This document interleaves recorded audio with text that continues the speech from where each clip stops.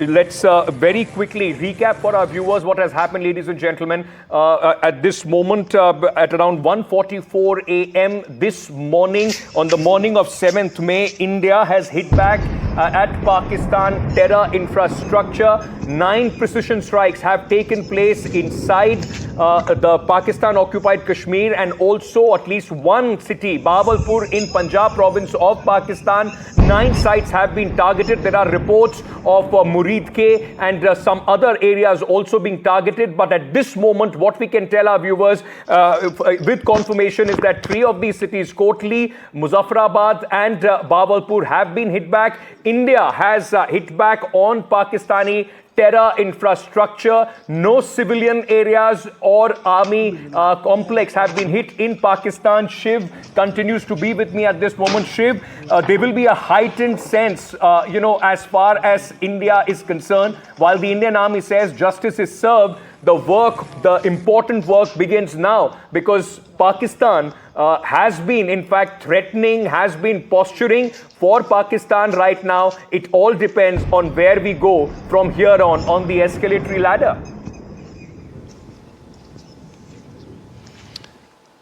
Very, very correct, Ankit. These initial moments are going to be the most critical, the most crucial, the most tense, because Pakistan at this point of time, while the world is flooded with images of the Indian missile strikes, will, in typical playbook fashion, look to impose some kind of a visible retaliation, whether at the LOC or in some other part of India.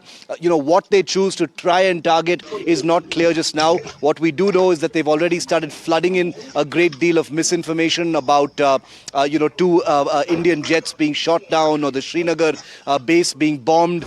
They're using, old footage to suggest, damage has already been caused, etc. So we've got to be very, very careful at this point of time. The confirmation coming in from the other side, of course, is that 3 Pakistani cities in POK have been hit. Muridke in Pakistani Punjab has also been hit. There's a confirmation of that, though that has not been named. Neither of the other cities named by the Indian side. We're also getting information, Ankit. You'll get that breaking piece of information in just a short moment from now. I've just put it out into the system of the weapons that India very likely used for this attack. We've got a big level of detail here that the missile strikes were likely carried out by the Indian Air Force. It was the Indian Army that announced Operation Sindoor. Very importantly, the Indian Air Force has not put out a statement just yet, Ankit. So possibly a joint operation by the Indian Army and the Air Force, but the missiles that were fired into Pakistan from Indian airspace were very likely from the Indian Air Force. Were they Rafales used? Given the weapons that we're hearing, which you'll have on your screen as a matter of detail and a breaking story in just a moment from now, it's very likely that the Rafales were used for this attack, Ankit. Absolutely, and this is precisely, of course, we know how important it was for India to get the Rafale fighter jets in its arsenal, and they have been, in fact, put to use most likely as far as this strike is concerned. As Shiv was talking about the important information that he has put out, ladies and gentlemen, let me very quickly tell you, Indian missile strikes, as Shiv was saying, likely from the Scalp cruise missiles and Hammer standoff smart bombs. Shiv, just explain to our viewers a little further, what are these weapons? How do they in fact react? Because, we have seen that these are very precise targets which have been, in fact, has been hit by Indian Air Force and the Indian Army. These targets, Ankit, we've also got details. I'm going to tell you about the weapons that we're hearing have been used, but I quickly want to read out, of a confirmed confirmation list of the cities that have been struck and the targets that have been struck in these missile strikes as part of Operation Sindoor. Muridke, Bahawalpur, these are the 2 headquarters of the Lashkar-e-Taiba and the Jaish-e-Mohammed. At least 2 targets we're hearing from Muzaffarabad, Gulpur, Bhimber, Chakamru, Kotli, and a camp near the city of Sialkot. So remember, Sialkot and Muridke are in Pakistan, Ankit, and the remaining are in Pakistan-occupied Kashmir. Our sources are telling us, and once again, this is a disclaimer, that information coming in is unofficial at this time until we have a press conference from the Air Force or the Army, which will happen after sunrise today, and we'll be live on that. But it is very likely, sources indicating that this was an aerial strike, except, Ankit, that this time, unlike during the Balakot strikes, Indian Air Force fighters did not need to cross into POK. They stayed within Indian airspace and launched their weapons. It is very, very likely, the indications are very, very strong that India used its Rafale fighters to fire scalp long-range cruise missiles, as well as standoff precision strike hammer bombs. These are air-to-surface bombs to conduct these strikes. Now, which of these weapons struck which target, once again, would be getting into the realm of speculation at this point of time. But at this time, across those 9 places and targets that I've just described, there are videos coming in, open source videos by civilians on their mobile phones, flooding the internet. That's something that Pakistan simply cannot stop. There will be a great deal of information from their side, but the one thing they have no control over is a civilian population with access to the internet, cheap data, and a mobile phone, which is a speciality that we have here in our subcontinent. So many of those videos already going hugely viral all across social media. So Muridke and Bahawalpur are the 2 big ones, Ankit. The remaining ones are also big because of the terror infrastructure, but Muridke and Bahawalpur are basically the mothership of Pakistani terror, the Jaish-e-Mohammed and the Lashkar-e-Taiba. When we speak about hitting Pakistan terror infrastructure right at its heart, as Shiv was telling us, Muridke and Bahawalpur are those 2 pain points that is going to, in fact, hit and dismantle at least the Pakistani terror infrastructure. These are the headquarters of the Pakistan perpetrated terror, not just against India, but whatever they export all across the globe. Vishnu Shom has more details as well. Vishnu, over to you. Go ahead. Well, the little bit of information that we do have in this case, and I'm also able to pick up from my sources, the use of weaponry. I have been told that the Scalp missile is something which was likely used by the Indian Air Force. Shiv, our sources also indicating that perhaps the hammer was used. It's just in terms of the Scalp itself, it's a weapon system which was integrated with the Rafale aircraft upon delivery. Rafale fires this. It's an extremely precise, long-range cruise missile. It operates of GPS coordinates which are fed into the target. A variant of this missile has been used in the Ukraine war itself. It's used to hit targets with extreme precision. There have been a number of targets which have been hit. The target package is fairly substantial this time. The hammer missile, also something which has been integrated certainly into the Rafale, but it's been tested on other aircraft, including the Tejas as well. It's something which can rely on GPS, global positioning system guidance, or it can be manually guided onto its target as well with a pilot in the loop. These are both designed to hit targets very, very accurately and to ensure that there is no collateral damage or minimal collateral damage that does take place.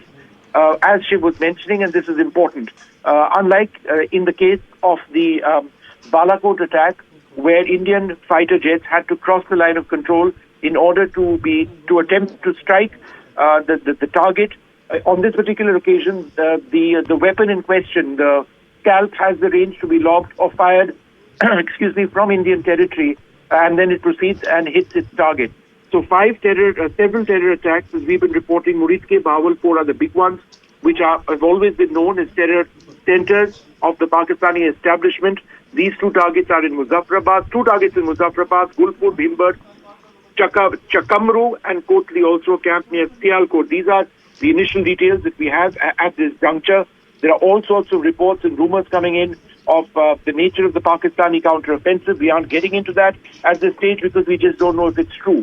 Irrespective, the Pakistani Prime Minister has responded, and he said that Pakistan is looking to sort of respond to this. And there have been statements which have been made by the Pakistani Foreign Minister as well, where they are saying that they've condemned the attack, etc., etc., that their sovereignty has been violated, and that several centers have been struck, and that they retain the right to hit targets. Pakistan also says that this is an act of aggression that's caused a grave threat to commercial air traffic, I can tell you that I spotted at least, 5 to 6 flights over at Pakistan about an hour and a half back, and these aircraft were forced to divert as well. I think at this juncture, there are some reports which could be credible, which suggest that all of Pakistani airspace has been shut off for civilian airspace, for civilian flight movement. Absolutely. Ankit, that's what I have so far. Go ahead.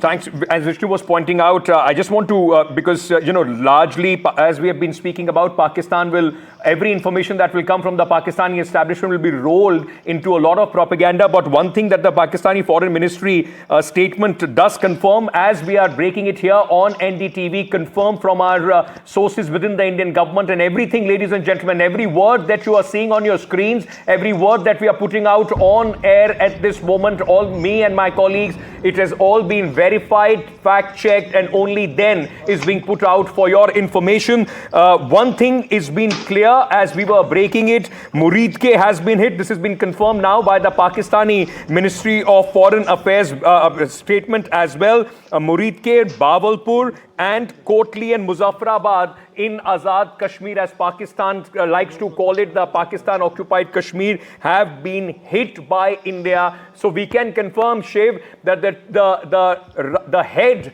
of the terror snake, Bahawalpur, Muridke, have been hit. This is as deep as India has hit the terror infrastructure of Pakistan ever. Bahawalpur and Muridke doesn't get bigger than that, Ankit. You're absolutely right.